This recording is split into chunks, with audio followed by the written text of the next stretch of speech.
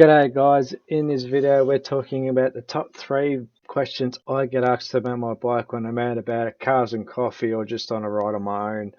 This could be interesting, so stay tuned for more.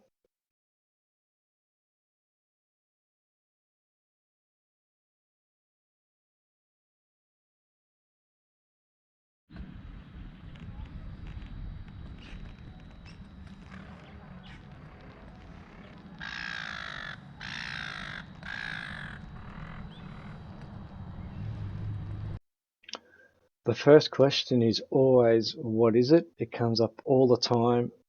This isn't my first Victory. I've also had a Vegas and a hardball as well. And if you're a Victory owner, doesn't matter what country you're in, you don't see them out and about very often. And even bike riders in general always ask and always intrigued in what they are. This particular green one is a Magnum. And this colorway was introduced in 2015. So the second question that a Victory rider normally gets asked, well, I have most of the time, is who makes Victory? And when I tell them that it's Polaris, they look at me very strange when I do say it. And then I remind them that Polaris makes ATVs, snowmobiles, side-by-sides, all that sort of stuff. And they look at me really strange, is like, are you kidding me? They actually made their own motorbike. And yeah, they did. And this is one of them. So it's always a very strange topic. It ends up being a very interesting conversation after that, but yeah.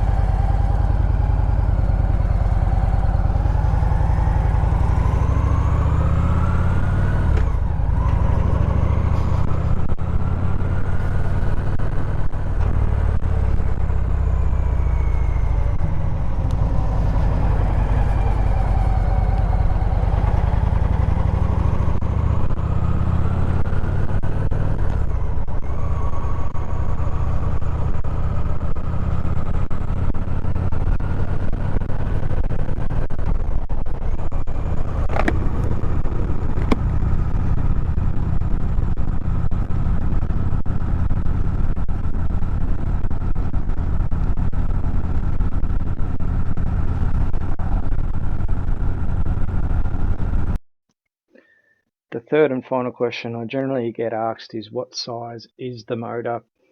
I tell them it's a 106 or a 1700, and they look at me baffled and confused. That generally leads to, okay, well, what's the confusion about? And they don't understand how an engine that big can go on a bike that size or even smaller. The benefit of having one of these is that generally Victories all run, except for the octane, they all run the same motor and gearbox, so parts are quite interchangeable, which is actually a pretty good thing to have. So yeah, it's always a strange one, that one.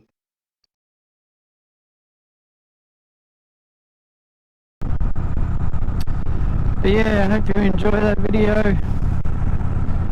The 3 questions I get asked the most when I'm on the bike. It's funny, the reactions I get all the time, even just then, just parked out at the lake there.